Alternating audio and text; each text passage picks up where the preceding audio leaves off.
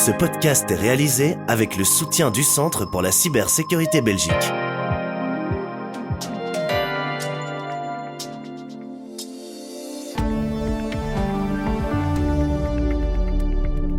Ravi que vous écoutiez 7 sur 7, votre podcast quotidien. Nous sommes le mardi 17 septembre et votre podcast aujourd'hui est animé par Anne Marchand. Bonjour à tous et à toutes. Aujourd'hui, dans votre Z-Podcast, les constructeurs automobiles veulent repousser les objectifs européens de diminution de CO2, un projet qui pourrait résulter à la perte de millions d'emplois, mais qui, selon Lucien Mathieu, directeur du programme Transport and Environment, est absurde à reporter. L'objectif 2025, donc de l'année prochaine, a été fixé en 2019, donc les constructeurs ont eu 6 ans pour se préparer.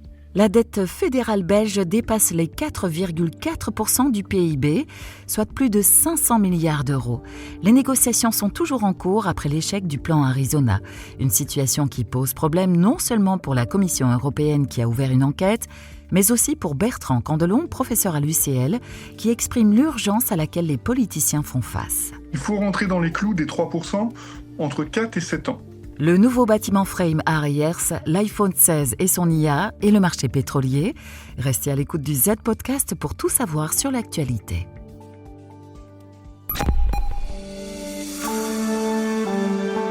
Z sur 7 à la une.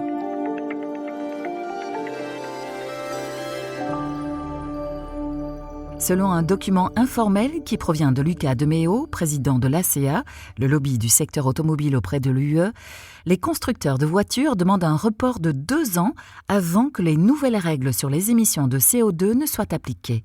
Christophe Dubon, porte-parole de Febiac. Il faut savoir que les constructeurs automobiles ont investi des milliards d'euros pour développer des voitures à zéro émission. Aujourd'hui, ces véhicules à l'échelle européenne ont davantage de mal à trouver preneurs, notamment au niveau des clients particuliers, puisque des pays qui offraient des primes à l'achat n'en offrent plus aujourd'hui. Et donc on voit que le marché a vraiment tendance à reculer. Une baisse de 10% des ventes, les voitures électriques ne représentaient que 12% du marché automobile en août. Les constructeurs automobiles devront vendre une voiture électrique pour 4 voitures thermiques pour remplir les nouveaux objectifs fixés par l'Europe. Pour Lucien Mathieu, directeur du programme Transport and Environment, repousser l'objectif CO2 de 2 ans, comme le demandent les constructeurs, est totalement absurde. Premièrement, l'objectif 2025, donc de l'année prochaine, a été fixé en 2019, donc les constructeurs ont eu 6 ans pour se préparer. Deuxièmement, les constructeurs automobiles ont enregistré des profits records ces dernières années. C'est 130 milliards en seulement 2 ans. Et troisièmement, les constructeurs veulent invoquer l'état d'urgence de l'Union européenne avec un article de crise qui a été utilisé pour la pandémie du Covid. Selon les calculs de l'ACEA, si le marché électrique stagne, l'industrie européenne devrait payer 13 milliards d'euros d'amende ou renoncer à la production de plus de 2,5 milliards de véhicules thermiques. Les conséquences seraient néfastes pour la compétitivité du marché européen face à la Chine et aux États-Unis. Lucien Mathieu, à nouveau. Nous, on ne pense pas que l'Union européenne va le faire. En fait, pour la simple raison, c'est qu'on a déjà vu ce cirque. En 2020, lors de la pandémie du Covid, les constructeurs automobiles ont demandé à la Commission européenne de repousser les objectifs, ont demandé pour les flexibilités. La Commission ne l'a pas fait et les constructeurs ont atteint les objectifs. Donc c'est assez clair ce que la Commission doit faire. Transport and Environment met en avant l'importance des bornes de recharge et des aides fiscales pour éviter un scénario similaire à l'Allemagne où les primes ont été stoppées. En Belgique, l'électrique représente 25% des ventes, classant le pays en 4e position en Europe. Z sur 7 à la une.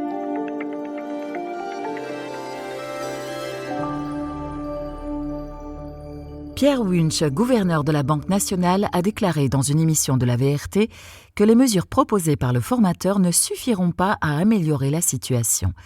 Des documents de négociation mentionnant 13,5 milliards d'économies ont fuité. Étienne de Calaté, économiste. Ce qui est annoncé dans cette supernota n'est pas suffisant pour nous faire converger vers ce vers quoi nous devrions aller en regard des normes européennes et, j'ai envie d'ajouter, en regard de ce qui est souhaitable pour les générations futures. La dette fédérale dépasse les 500 milliards d'euros, un déficit qui représente 4,4% du PIB. Une procédure de déficit excessif a été ouverte par la Commission européenne. Il faut rentrer dans les clous des 3% entre 4 et 7 ans. Bertrand Candelon, professeur en finance internationale à l'UCL. Avec, en plus, comme on est à plus de 90% de dette, d'avoir un ajustement de 1% par an de réduction du déficit et un monitoring, donc un contrôle des dépenses. Le gouvernement mise sur l'effet retour en favorisant la remise au travail. Les recettes indirectes ne sont pas prises en compte dans le calcul du déficit. Une solution s'offre au pays selon Bertrand Candelon. Il faut diminuer les dépenses. On ne peut plus accepter qu'on dépense 300 millions pour une gare. On ne peut plus accepter que les communes dépensent l'argent à tout va pour des choses qui ne servent à rien. Les négociations ne sont pas terminées, mais le nouveau gouvernement devra faire preuve de rapidité et d'efficacité. 7 sur 7 à la une.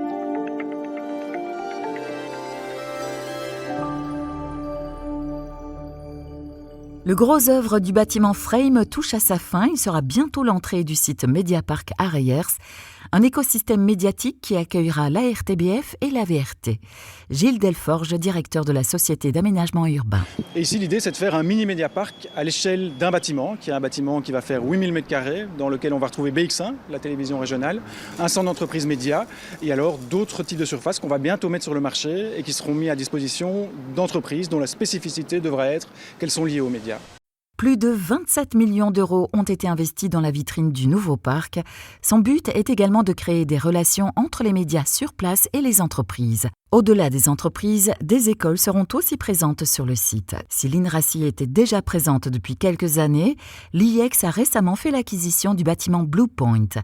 Jean-François Rasquin, administrateur général de l'IEX. Nous sommes une école de médias, de communication par les médias. Les médias constituent un pôle essentiel de l'enseignement ici à l'IEX. S'intégrer dans un projet comme le Mediapark avec des maisons de production, avec des chaînes de télévision, avec des agences de communication qui sont autour de ce site-là, de ce pôle-là, il est évident que pour nous, c'est un intérêt. La Haute École espère déménager pour la rentrée 2026. Pour ce qui est du bâtiment Frame, les travaux devraient se terminer durant l'été 2025. 7 sur 7, le podcast quotidien de Trends Canal Z. Du côté des marchés boursiers, le prix du pétrole ne cesse de chuter. Le baril de Brent, qui est l'indice de référence, avoisine les $70 et on n'a pas vu ça depuis un an. Éric Joly, responsable en investissement chez ABN AMRO, vient expliquer le cours des marchés pétroliers. Pour vous donner une idée, en moyenne, un baril de Brent s'est échangé dans le courant du mois d'août à un niveau de $79. Il y a quelques jours, on a touché un plus bas, récent évidemment, à 70 et quelques.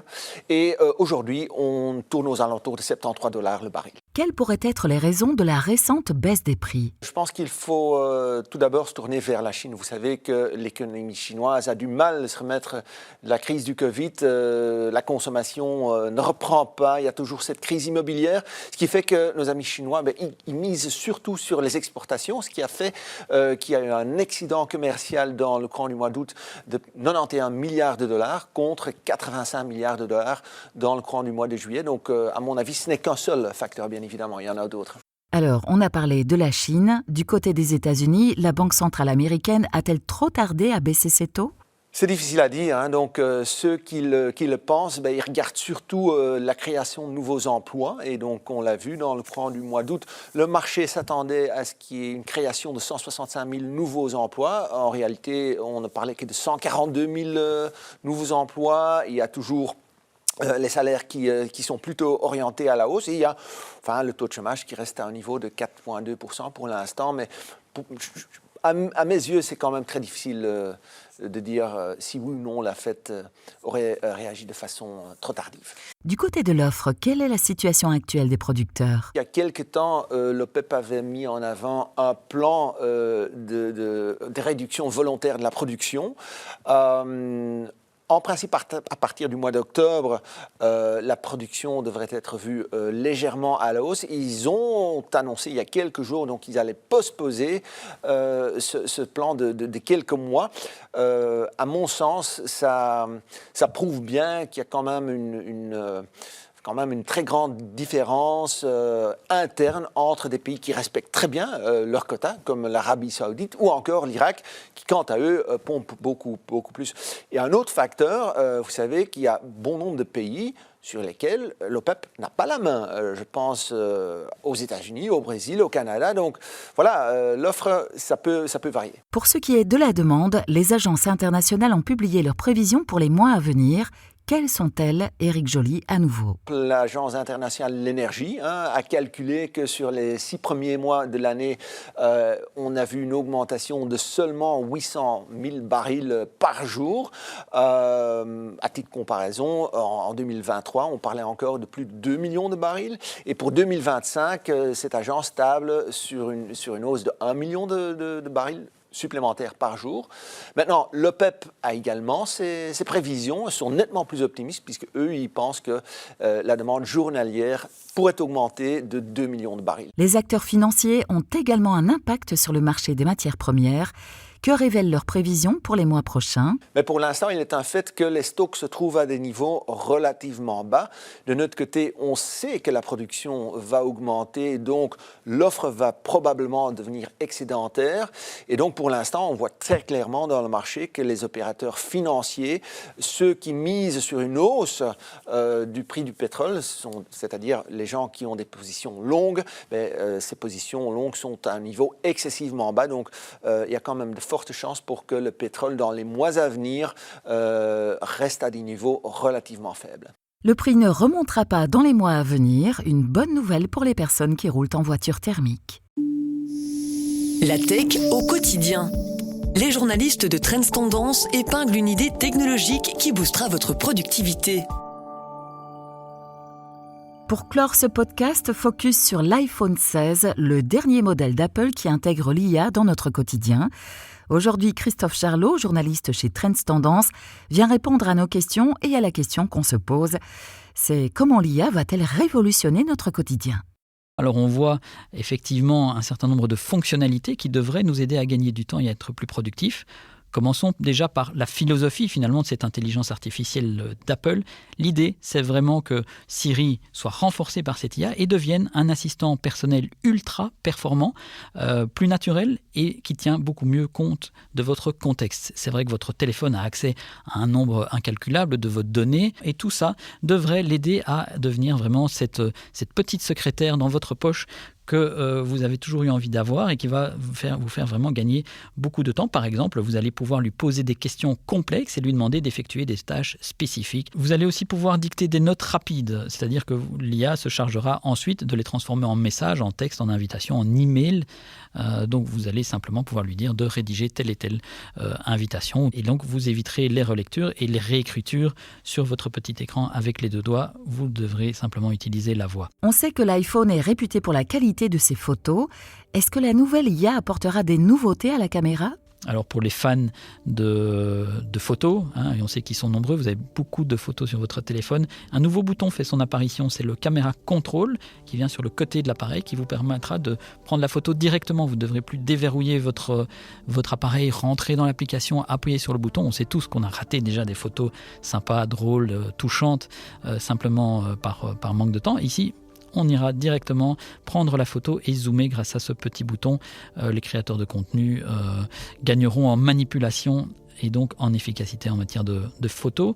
Les marketeurs et graphistes aimeront quant à eux la possibilité de créer des visuels à la demande. Alors on connaît déjà ce genre de fonctionnalité sur Midjourney où on doit taper sa demande. Ici, tout se fera en vocal. Donc vous pourrez d'une simple commande vocale faire générer une illustration, éditer des images dans l'application photo, ce qui va rendre vos tâches créatives plus rapides et plus fluides. Alors tout ça, c'est bien beau, mais c'est sur papier. On attendra forcément de voir ce que ça donne en réel. Et là, il faudra encore un petit peu attendre, puisqu'il faudra attendre la sortie du téléphone d'abord, mais surtout le déploiement de l'intelligence artificielle qui se fera d'abord aux États-Unis et plus tard en Europe. Il faudra donc attendre 2025 pour savoir si effectivement les possesseurs d'iPhone verront leur quotidien révolutionné par la marque à la pomme. Merci à tous et à toutes d'avoir suivi ce nouvel épisode du Z Podcast. On se retrouve demain avec Béatrice Marlier pour un nouvel épisode sur l'actualité avec l'analyse inédite de l'économie de Peter de Keyser. À demain.